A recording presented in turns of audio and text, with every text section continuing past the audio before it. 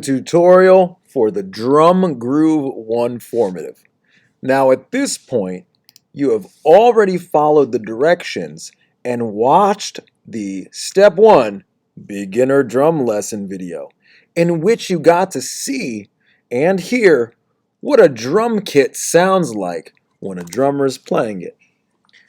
So now that you've done that, the next thing is you're going to open up the Drum Groove 1 notation.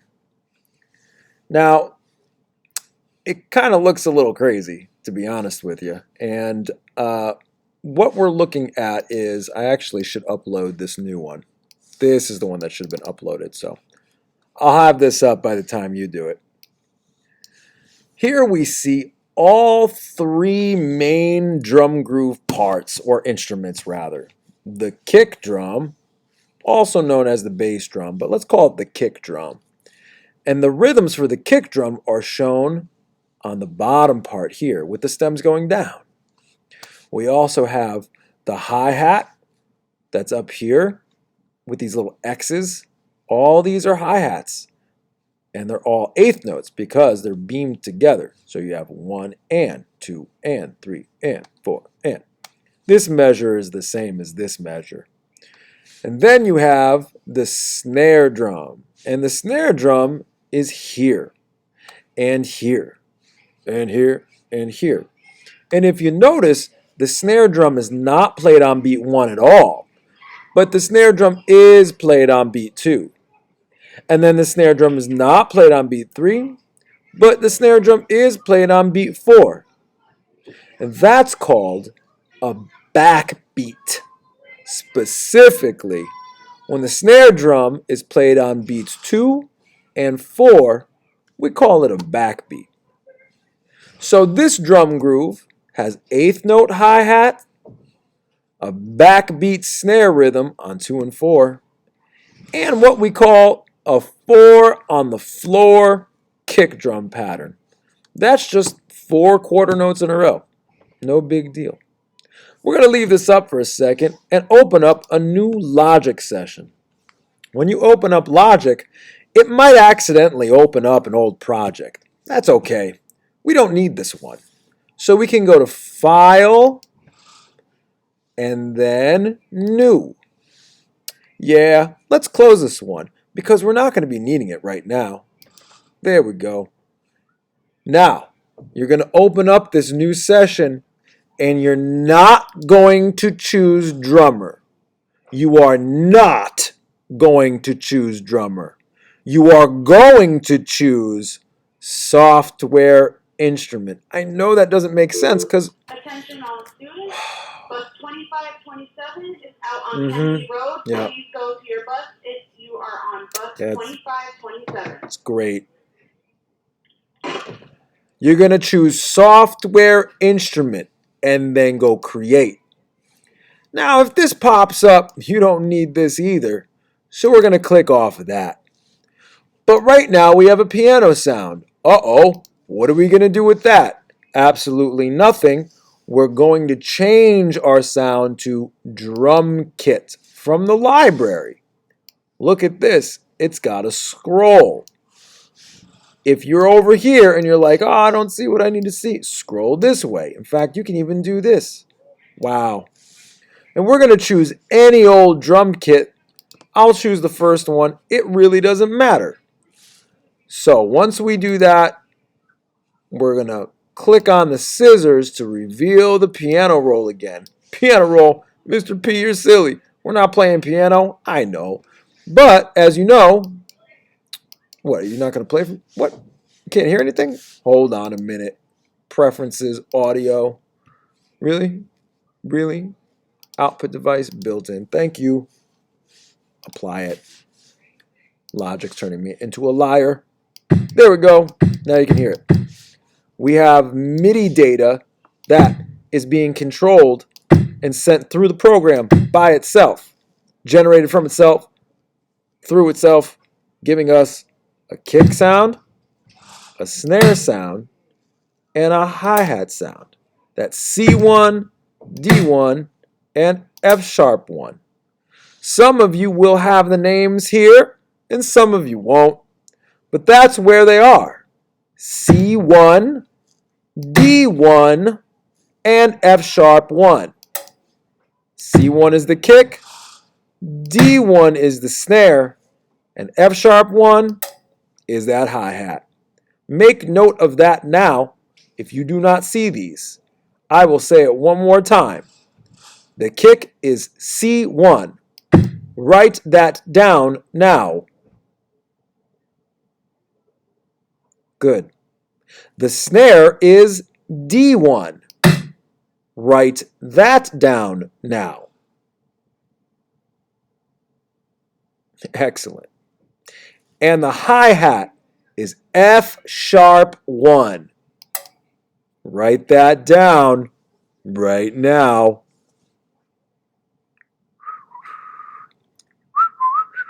Great.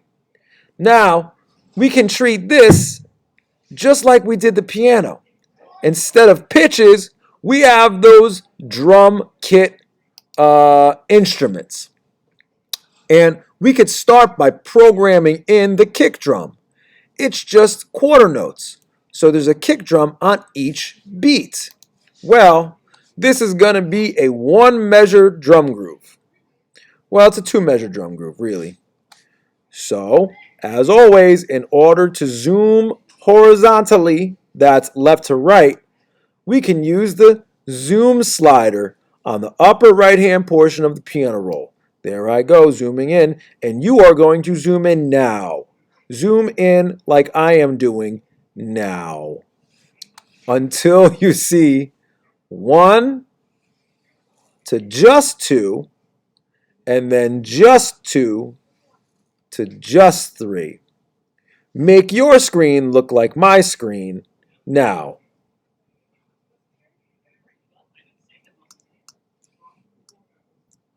Great.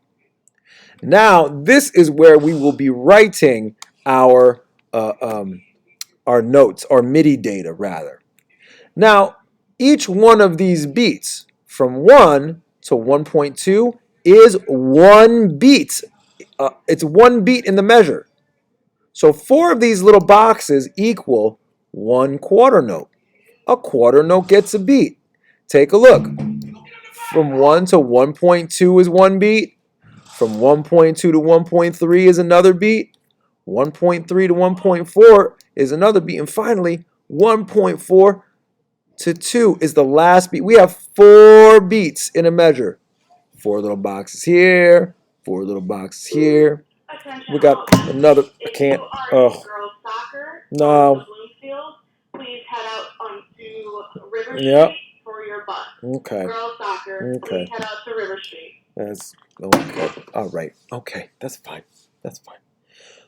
Find C1 and come over to the first box right here next to 1. You're going to program in that C1 note right there in this box. Right where my mouse is, that's where your mouse should be. And we're going to do this together. Here we go. Right click, create note. Hooray. But there's a problem. Because this is not for 1 full beat. This should last for 4 of these little boxes. It should go from just the 1 to 1.2. That's okay. It's MIDI. We can edit it easily. Go to the side if you need to. Click and hold the bracket and drag it across. Great. Let's program in 3 more quarter note kick drums. In the next box, great. Come over here to 1.3. In the next box, yay. Come over here to 1.4. In the next box, all right. Let's just program in 1 measure right now. Because like we said, both these measures are exactly the same. I didn't do anything fancy. Okay, well, let's look at the next element, the hi-hat. These little X's. Well, these are 1/8 notes. And as we know by now, a quarter note gets 1 beat, 1/8 note gets half a beat. So if a quarter note lasts for 4 of these little boxes, then an 1/8 note's going to last for, let's go over to F sharp 1. Do this with me now. F sharp 1. Going over here to the first box, right clicking on it, create a note. you're probably going to notice that it lasts for 4 boxes. We don't want 1 full beat. We want half of a beat. So only 2 boxes. So that way we can fit 2 of these hi-hats in the space of 1 beat. We can go ahead and fill the rest of the measure with hi-hats. Oh wait, I did it wrong. Just like so. It's already set to be 2 little boxes long, or rather, half a beat long. So I can just continue across like this. Do that on your screen now. You can always back up and look at what I did again. That's the beauty of videography. Play, stop, rewind, play again. When I was a kid, in order to be kind, you had to rewind. But you don't know anything about that. You don't know anything about VHS. It was a good time. Anyway, I digress. Next kick drum instrument is the snare, which, like we already covered, I don't see a snare here on beat 1, but I do see it on beat 2. I don't see one on beat 3, but I do see one on beat 4. And as we now know, or we've heard at least once or twice or 3 or 5 times, when there's a snare on beat 2 and beat 4, that's called a backbeat. So let's program a snare only on beats 2 and 4. We're going to find the snare, which is on D1. Great. Let's move it across here to the piano grid, piano roll grid. But we're going to go to beat 2, 1.2, and create a note at 1.2. And it's okay. It could stay in there as an 8th note. But I like to drag across and make it a quarter note because it's easier to see that way.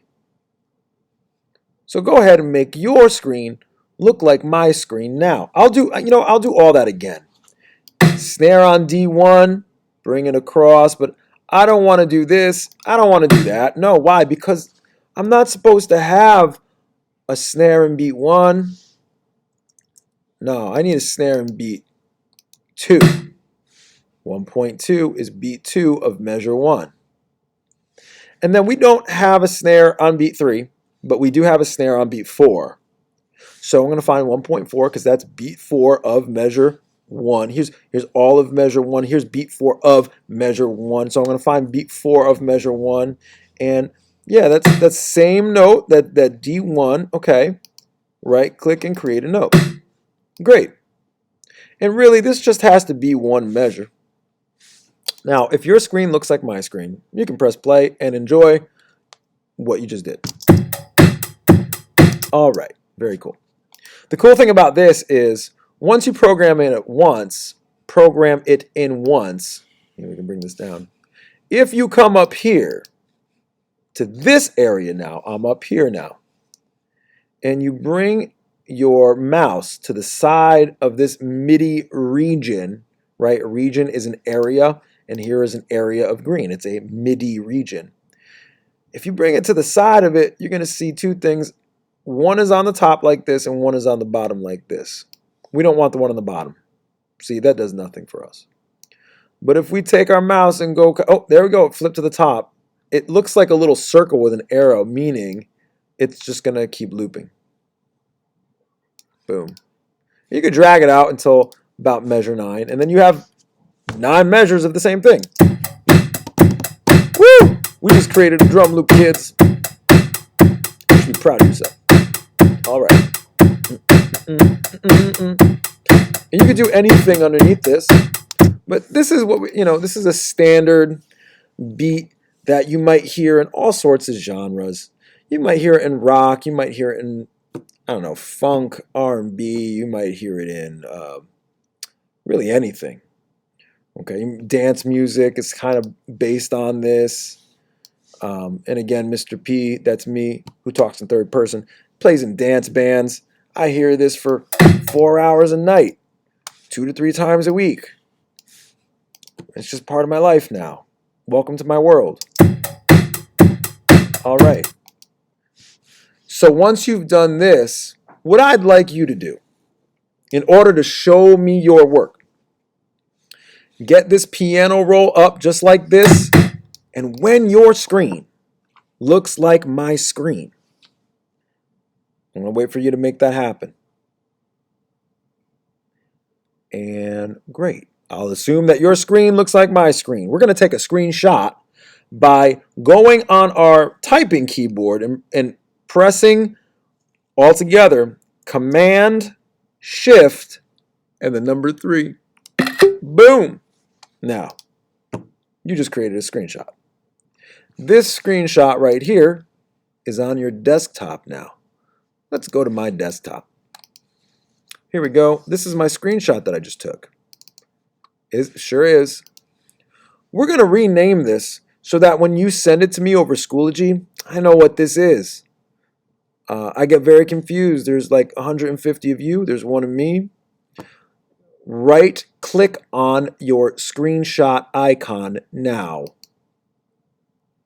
And then rename it. We're going to rename this as, what's your name? Well, my name is, oh wait, sometimes you have to click in it again, make it blue. My name is Mr.